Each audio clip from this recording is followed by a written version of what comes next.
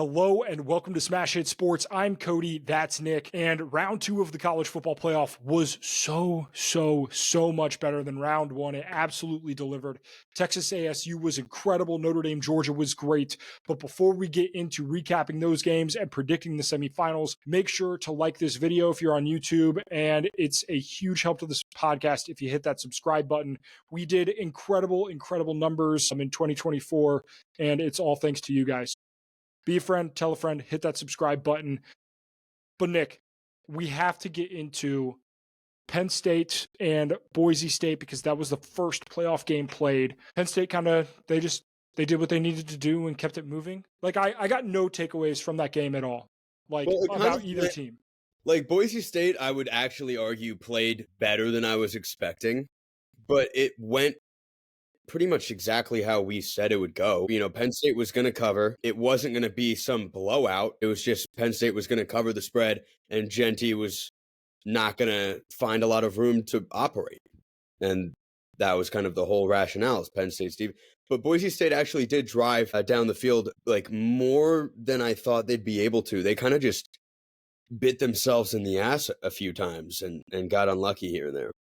Yeah, that first drive of the game, they went down, and I was like, oh shit, like Boise State might be live based on that first drive.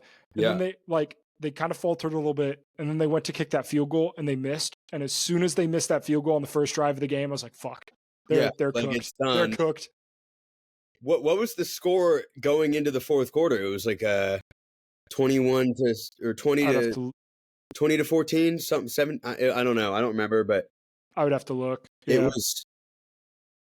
It might have been 17-14. Like it was close. But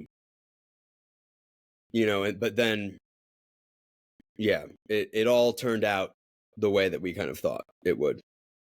But the takeaway is still Penn State just got blessed with a path that they didn't really deserve. We're going to talk about that. We're going to talk about that when we preview Penn State Notre Dame, because I have some thoughts on Penn State's path and essentially their entire season as a whole. But I'm glad that you brought that up because I want to hold off on that. Only other note that I have for this game, Genty played well. Like he played great. He's good. He's great. He's like, can only do so much. He's not a fraud. You know, he wasn't on fraud watch, but yeah, you can only do so much. Yep. That, and then they were running the ball like down late, and you could tell that they were just trying to get Genty like whatever record Genty was going for at the time. Cowardly move. You're in the fucking college football playoffs, try to win the game. Well, I think it was the Barry record still. I think they were just, like postseason included, I guess. I don't know. My thought is you're in the college football playoff. I don't care what record, score, whatever. You try to win the game the entire time. Speaking of teams that tried their ass off to win a football game, Texas, Arizona State, all-time classic football game. That is a New Year's Six bowl that I'm going to remember. Not in the upper echelon of like 2005 Rose Bowl, 2007 Fiesta Bowl, but like that will be a bowl game that I remember for a long time. In the way that Texas just came out, scored immediately, punt return, scored again. Like it was 14 points immediately for Texas. And Arizona State to claw back and to fight back and to never give up and to take that game to overtime, the grit, the balls, the effort that team have, Scatterboo puking, like it was beautiful. Games like this are what make college football so incredible. It was awesome. It was incredible. I completely agree. Shockingly, it was like we were saying we're going to get a cinematic college football experience this weekend. We didn't get it round 1. I did not think it would be Texas, Arizona State, but we got it. And fun fact, in our bowl pick'em, I actually picked Arizona State. So that's the one thing I've been wrong about so far. And it was very close to happening. Obviously, I had it over Clemson. But that game I would put in the tier of the 2017 Rose Bowl, which is Penn State USC, which it was so much fun to watch. Did it really mean much in the end? No, I mean, it was Penn State USC, whatever. It wasn't a playoff game, but it was just so much fun to watch. That's what I'm expecting out of this Texas Arizona State game, but we do need to talk about the no targeting call. That, I think we're on the same page, Cody, but I don't think America agrees.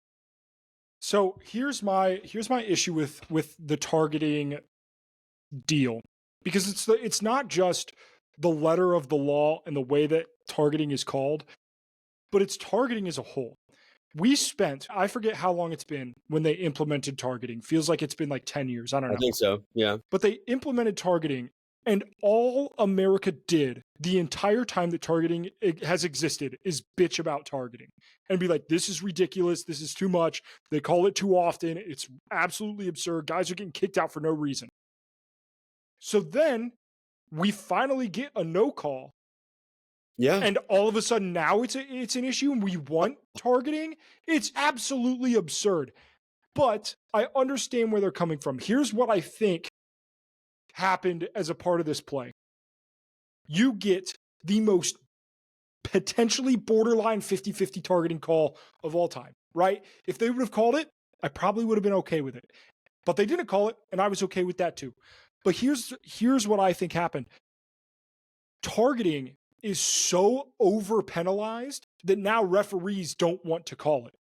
Because it's a 15 yards and the guy gets ejected, now refs have to, like, it has to be the most blatant targeting you've ever seen for a ref to want to throw that flag, especially late in the football game. Like, I think if that play happened in the first quarter, I think they throw it. But that late in the football game, they're not throwing it because they don't want to impact the game that badly, because targeting shouldn't impact the game that way. They need to get a targeting 1 and a targeting 2. But even so, targeting 1, targeting 2, don't disagree with that. I think the automatic ejection for some of the softer targeting calls is ridiculous. A problem, right? You can have a blatant, the guy, leaped forward head first trying to decapitate someone. Yeah, eject that guy, right? But then there's the ones where it's incidental. He did not mean to do anything wrong, got caught up in the moment. Don't eject that guy. This is my take, though, Cody. I actually disagree a little bit with what you're saying, because I think that as a collective, no one has ever understood targeting.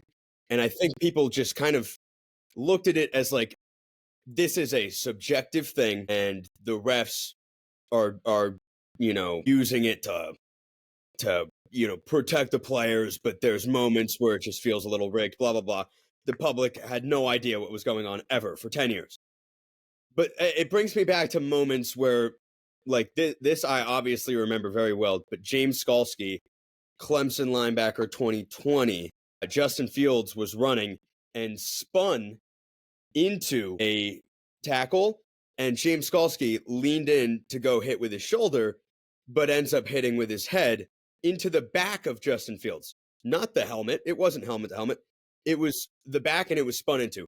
And I remember thinking, that is the most egregious call I've ever seen in my life, because we had never seen anything like that.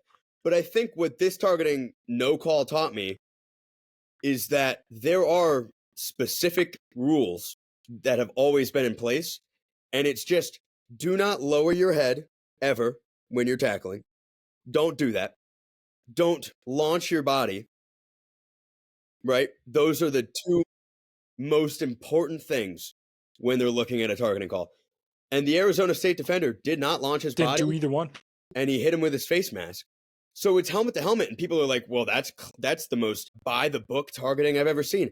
But it's not. It's actually quite literally like a legal tackle. And I think they made the right decision not to call it. And then you'll see a meme account on Instagram where you remember the play where I think a Florida cornerback got targeting because he hit someone in the ass. Remember earlier in the season? Yep. He was ass targeting. And people are like, so that's targeting and this isn't.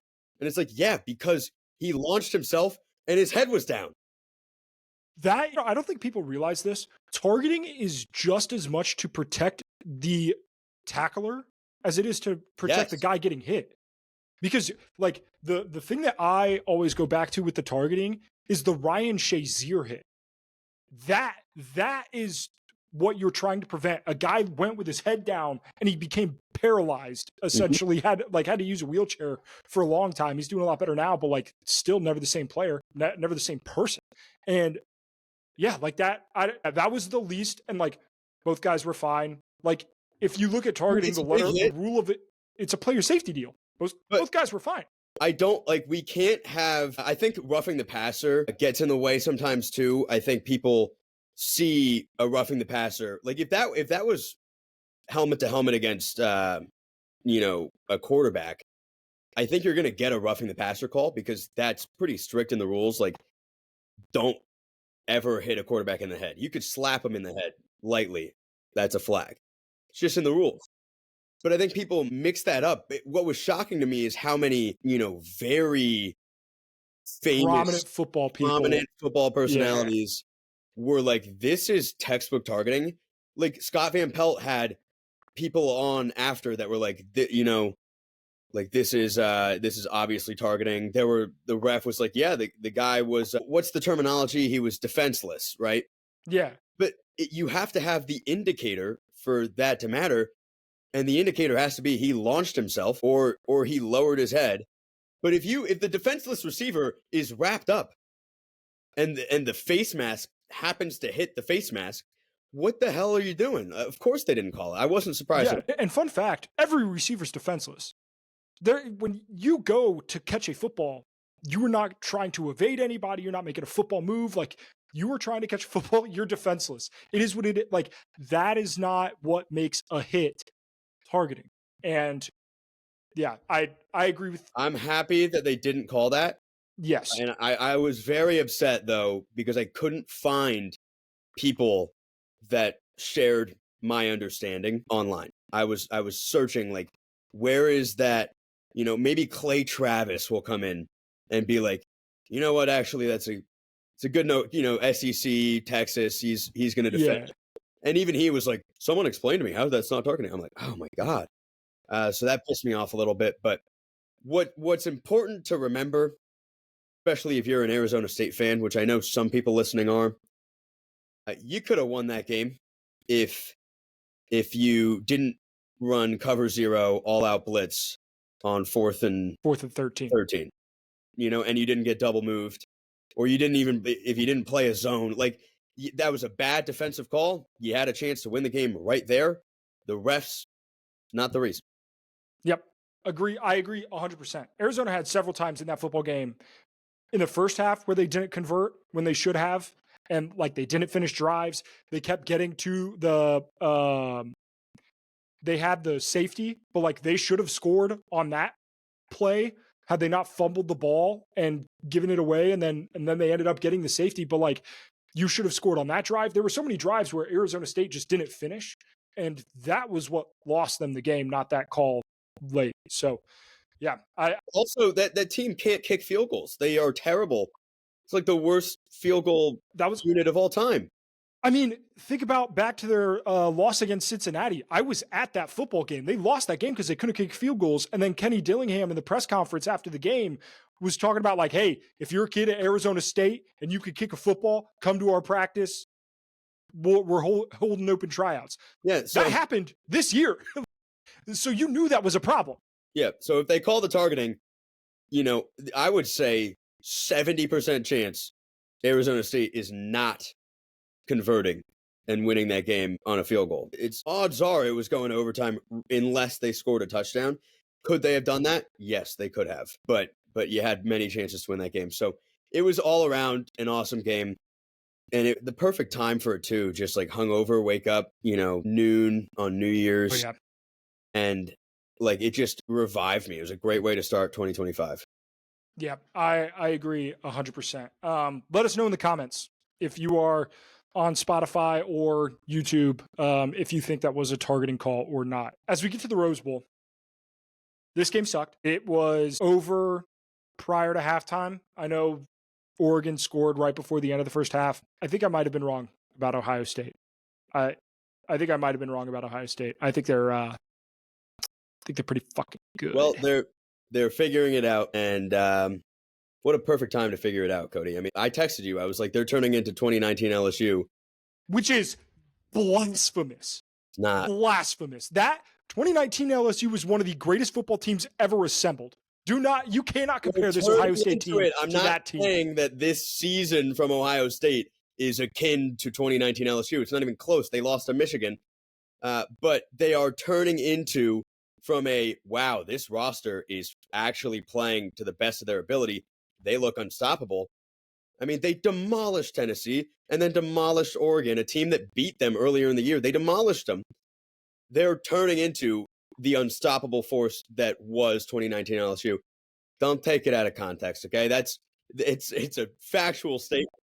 That came across my screen though. It punched me in the mouth. I get it now that you like have explained it. But when that first came across, I was like, dude, you're out of your mind. Yeah, no, you're like, oh, they would have lost. 2019 LSU would have beat Michigan by 50. It's like, yeah, of course. They weren't 2019 LSU over there. They were bad. They were a bad team, but they're turning it before our eyes. I will victory lap slightly here because I was saying last episode that I really thought that you could flip the seeds, that Ohio State was about 7 seeds or 7 ranking spots better than Oregon as far as just what I perceive that the actual ability of the team to be, like a power ranking of sort. I think Oregon was certainly not the best team in college football. And there were some people that were like, that commented in my DMs that were like, listen to the pod, you're crazy. Oregon beat Ohio State. What else? Like, they're the 1 seed. Of course they're better.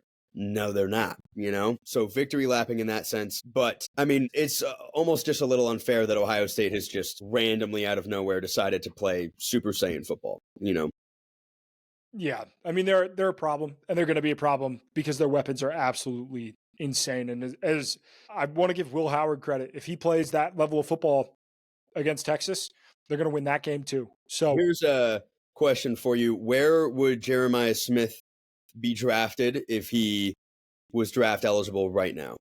1. Yeah. Number 1. He would be the first overall pick. The Titans have the number 1 overall pick right now. He would be the first overall pick. They would forego a quarterback in order to draft Jeremiah Smith. He's that. I don't know if I don't know. I probably agree. As crazy as that seems, especially in this quarterback class. Like if you told me that if I get to start a franchise, not that the Tennessee Titans are starting from nothing, but like you're the number 1 pick in the draft, would I take Jeremiah Smith or Shedeur Sanders? Jeremiah Smith. Would I take Jeremiah Smith or Cam Ward? Jeremiah Smith. Would I take Jeremiah Smith or Travis Hunter? Jeremiah Smith. See, that one's tough for me. You're not playing Travis Hunter both ways. You're just not going to, right? Even if you do in a limited capacity, because you're not going to do it in the same way that he did at Colorado, right? He can't play every snap, right? Even if you use him limited formations, right? You go 4 wide, you bring Travis Hunter in, however that works. Jeremiah Smith is still better. Jeremiah Smith, Marvin Harrison Jr. was drafted number 4 overall. Jeremiah Smith is better than Marvin Harrison Jr. was his junior year as a freshman. I legitimately think. Where was Calvin Johnson drafted?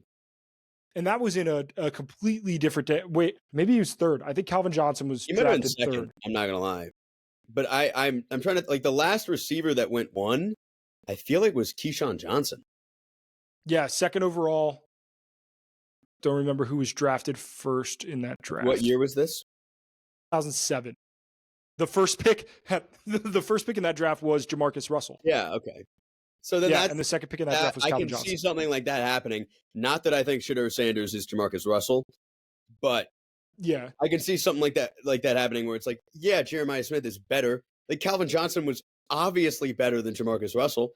You can't be better than Calvin Johnson as a prospect, but he didn't go 1-1. Fair. It's tough to say, but he is that good already, which is really hard to comprehend how good he is. It's unreal. That receiver class is going to be nuts. Him, Ryan Williams, Cam Coleman. Yeah, they're going to be problems. This is the year of true freshmen. We'll talk about it when we do our college basketball preview, but true freshmen are popping off this year in both sports. They are. I want to talk about Oregon. I love Dan Lanning. So I say this out of love. He's an incredible coach, and I love the way he carries himself. I think he's an incredible figurehead for college football, and I think he's going to have a ton of success at Oregon. That was one of the most chicken shit football games I have ever seen coached. They came in so incredibly unprepared. I don't know if he just didn't watch Ohio State play Tennessee, if he just assumed that Ohio State was going to do the same things that they did against them when they played earlier in the year in October. I don't think Ryan Day is that great of a head coach, but he coached fucking circles around Dan Lanning in the Rose Bowl. Circles. He made him look like a fool. That was a shameful performance by Dan Lanning. Because I didn't like Gabriel didn't play that terrible. Like I thought the offense was unprepared, the defense was unprepared. It was crazy. Slow. It was just immediately it was over because the energy was so different. My thing is honestly, Cody, that and I've talked about this on my TikTok. I've made videos about this, but rest versus rust is a real thing, and you see it all the time. And in baseball, they added the extra wild card team, and that first year, you saw absolute chaos, and the teams that got the bye were failing at a concerning rate. Like, there have certainly been instances where you can look at, like, when you implement a new playoff system, the bye that is new ends up hurting in that first year just because it's like, well, they get to play an extra game. They kind of are fluid. The season didn't take this break per se, whereas it did for the teams with a bye. I mean, and all the teams that got a bye lost. And it's not surprising. Yeah, I think the thing with the bye, I think it's two of the teams that had the bye just weren't the better team. Right? Like Arizona State and Boise State. Yeah. Because Oregon was an underdog as well. Yeah. The other one, well, Oregon, I think more than any, it wasn't necessarily about Oregon having a bye. I think Ohio State just needed the Tennessee game. They needed a game to get right. And Oregon they didn't have that game. Yeah. Because Ohio State had a bye because they had no conference championship game. Oregon played conference championship weekend. So really, they had the same amount of time in between their games. It's just that Ohio State needed one to get the train back on the tracks. And oh boy, did they. Whereas Oregon didn't, and then they got smacked. So I don't think the buys are necessarily a problem. I do think, like, if I was the college football commissioner, I would make it 8 teams because I think 8 teams is just a better representative of, and then you don't have to worry about buys. You can move the slate down a little bit, start the playoff games earlier, whatever. But they're never going to go back to 8 because they already have 12 and 12 makes too much money. That being said, I don't think the buys are inherently bad. I just think how we do seeding we got to update that a little bit. Right? Yeah. Maybe we reseed after round 1. Maybe we, just change how the buys work in general. But I do think there is some sort of adjustment that needs to happen. The only thing, like I completely agree. The only thing would be just, I do think that, Ohio State getting that game 7 days before, 6 days before, whatever it was, you can talk about, oh, well, they didn't play in their conference championship game. Maybe that impacted them against Tennessee. Clearly it didn't. But it's still the fact that Oregon did not have the continuity of, actually playing football, and Ohio State did. Because Tennessee, they didn't play in their conference championship either. Yeah. Which is fair. So, but I do, I think that it's probably, it's not going to be a problem, I'm sure, in the future. And all of the 4, I think Notre Dame ended up being the favorite by the time. Yeah, by the time kickoff happened, they did end up being the favorite. 4 teams that had the bye were underdogs. They were supposed to lose, so it's not a big deal. I think you're right. Yep. Let's talk about that Notre Dame game. I am 29 years old. For those of you listening, some of you would be shocked to know that I'm basically a grandpa.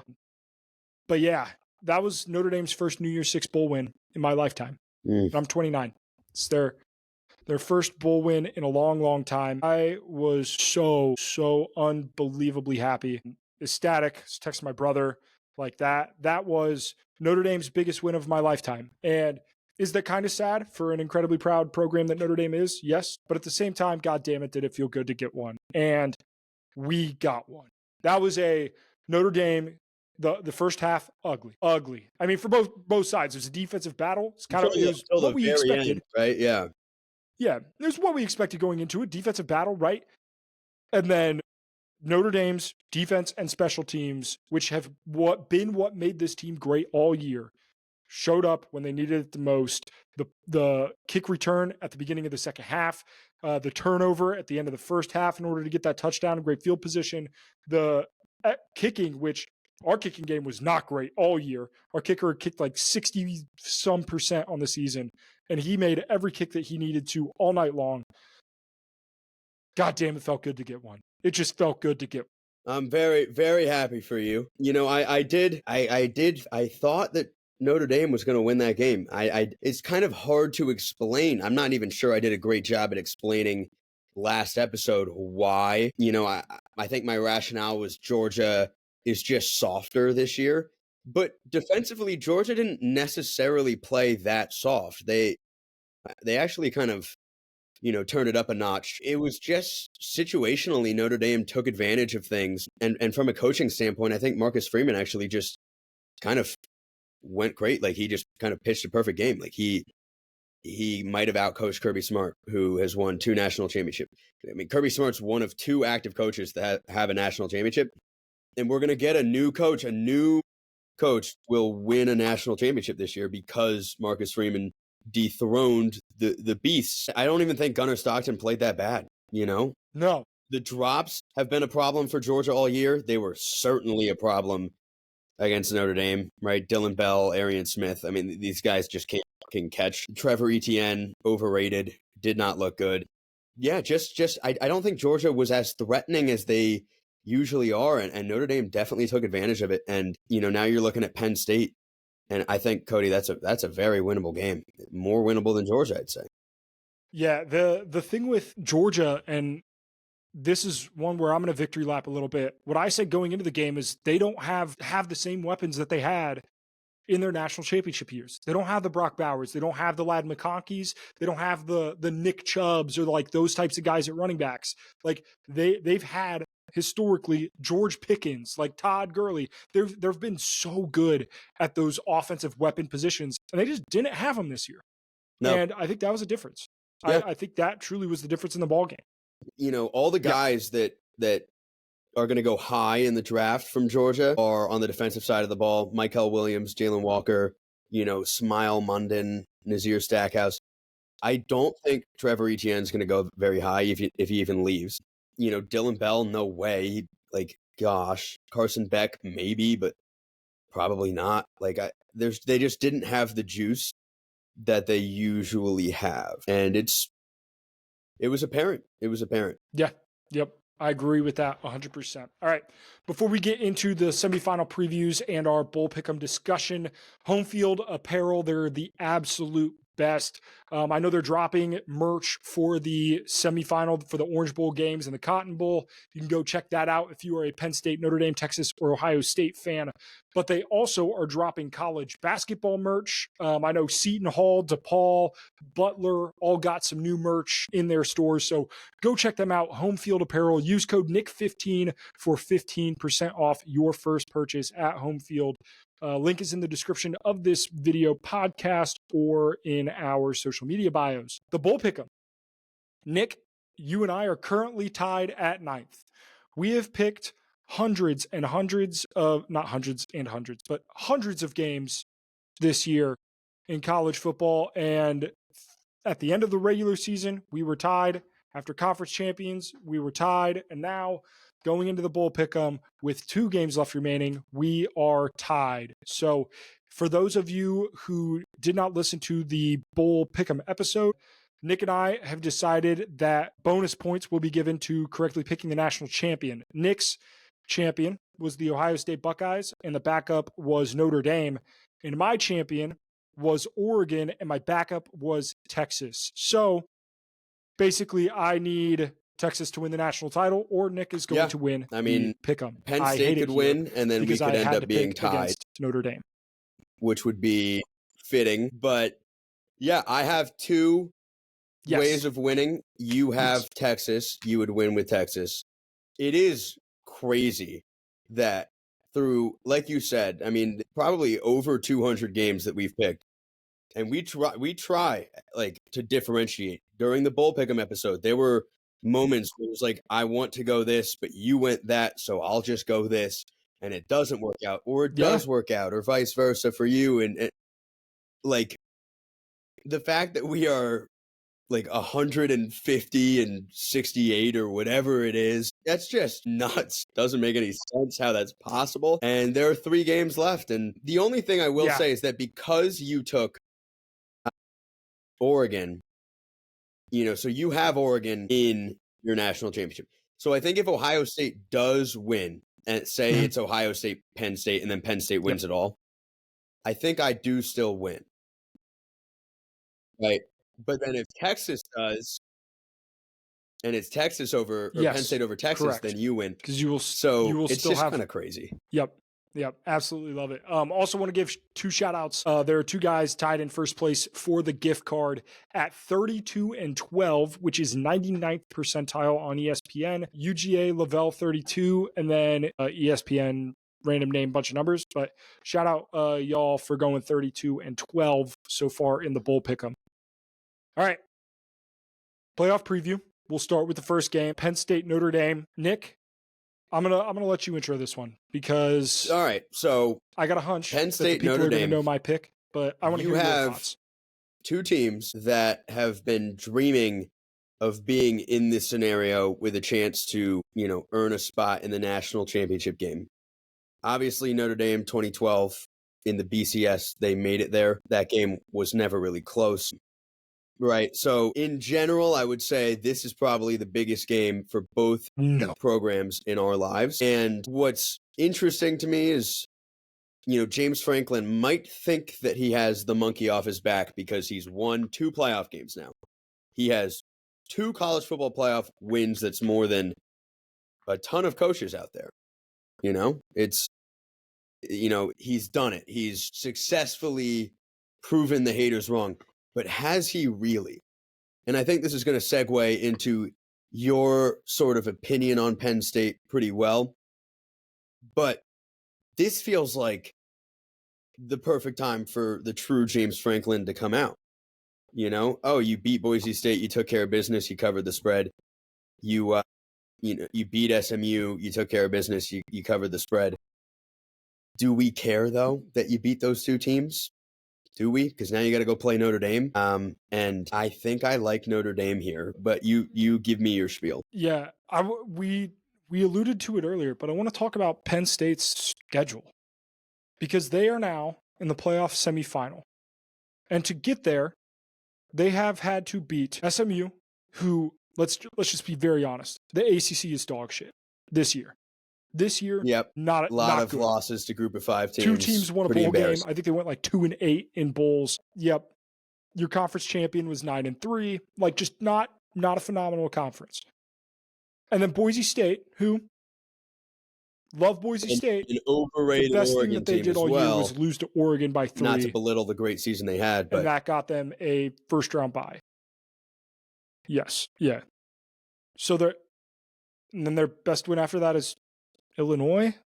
Like I don't think that this Penn State team has played anybody. And the teams that they have played, they got beat by. They got beat by Ohio State. They got beat by Oregon. I think that this Penn State team might be just a little overrated. Notre Dame is a 2.5-point favorite. As an underdog, James Franklin is 7-25 as an underdog. 7-25.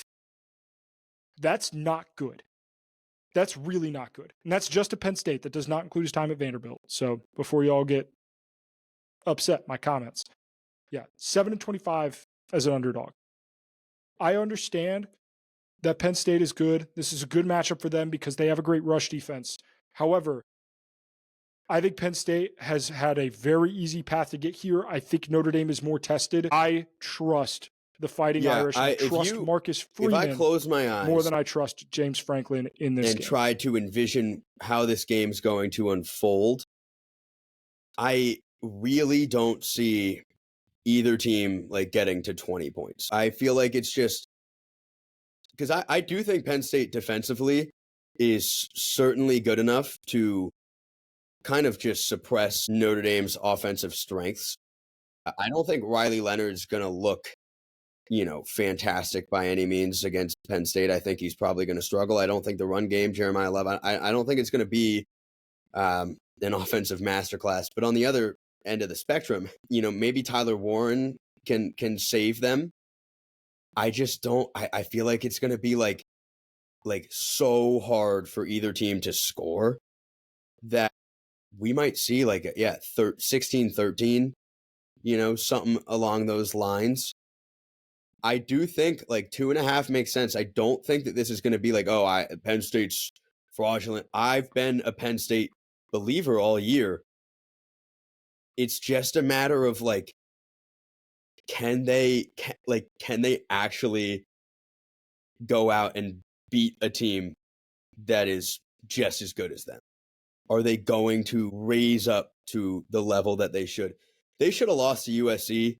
USC's a good team, but they should have lost that game. They never really stood a chance against Ohio State. They were fighting tooth and nail with Oregon, but they were down 10 the whole game.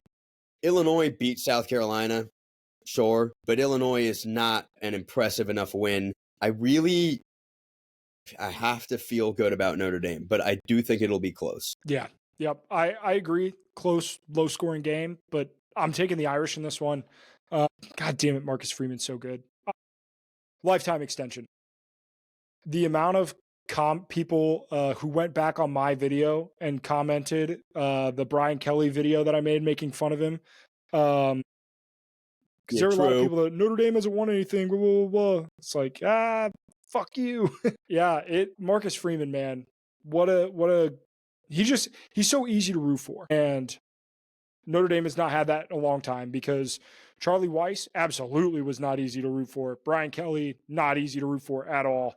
So it's good to see Notre Dame get a little bit of public favor anyways. And as soon as they win, we will lose all of it because, and then the clips, Nick, I don't know if you saw the offensive line breaking it down on 1-2. But if it was Notre Dame, Ohio State, I do think Notre Dame would probably be the public darling in that situation. It's kind of a shocking turn of events, but I was talking to my Clemson buddies. I was like, I'll take it. But what if you had to rank, who do you want to see win the national championship? We were trying to logic it out. We were like, good God, I don't know. This was right before the Georgia Notre Dame game. So Georgia was in there as well. We were like, definitely not Georgia.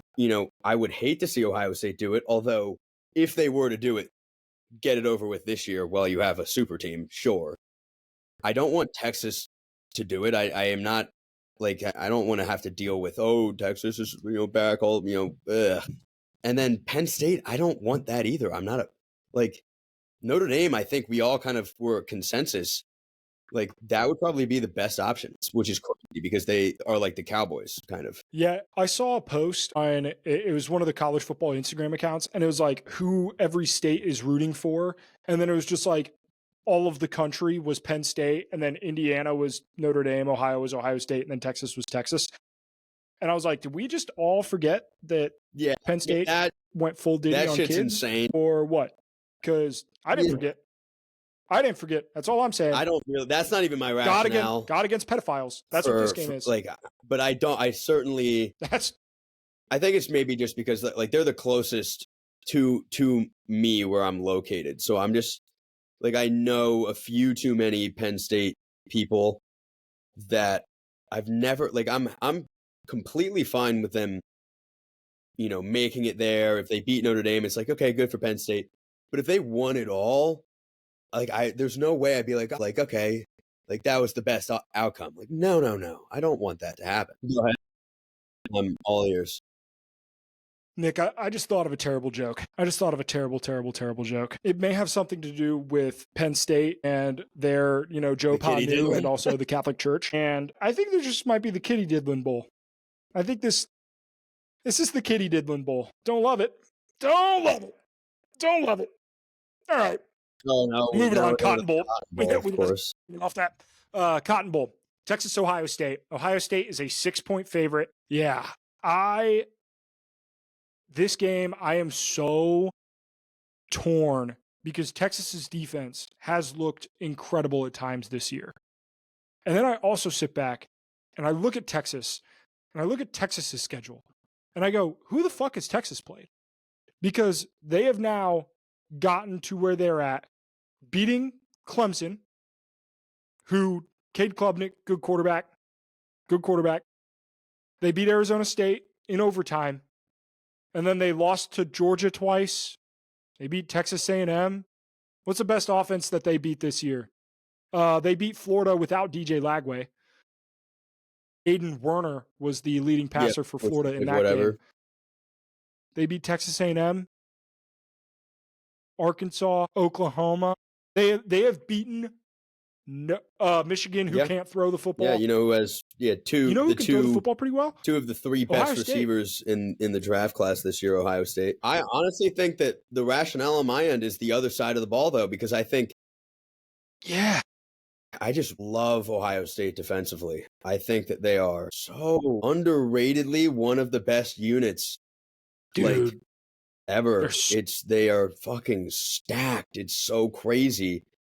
And I mean, that alone, the close your eyes test, I'm just like, oh, there's just no shot that Texas can keep up.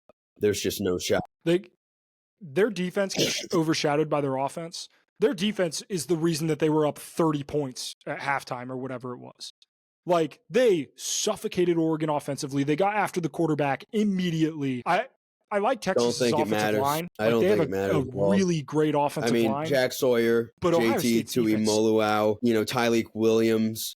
And then the secondary with Jordan Hancock, Caleb Downs, Davison, Igbenogany, Denzel Burke. Ransom, Those are 5 guys that are going to go high in the draft. The only thing, who's there? Do they still have Tommy Eichenberg? I'm not sure who's the linebacker core. That's the only thing that I'm like, okay, that's not absolutely dangerous. I know they have Styles, I think, but yeah, I'm trying to think of who their starting line. Sonny Styles is he plays CJ. Is CJ Hicks? I'm as far as I don't coverage linebacker, who's going to be guarding Gunnar Helm when Texas runs.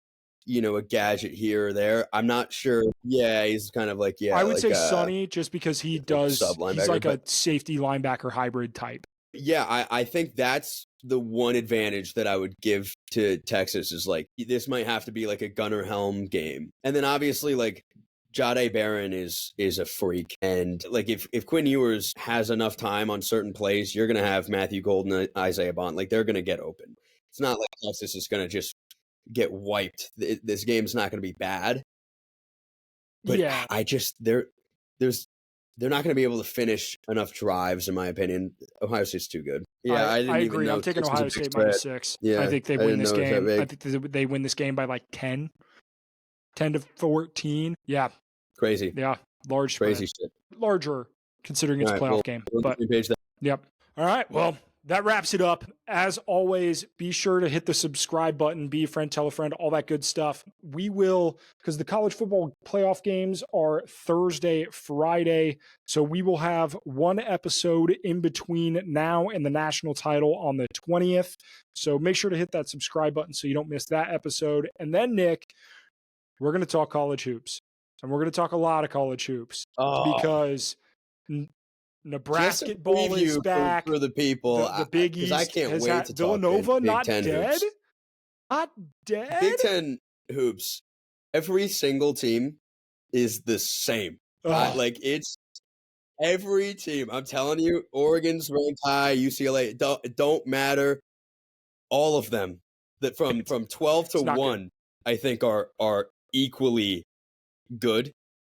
I don't know what the hell is going to happen. They're all going to be 6 seeds. There's going to be 12 6 seeds. It's not. Yep. We're looking forward to it. So make sure to subscribe, follow, do all those things, and we will see you in the next one.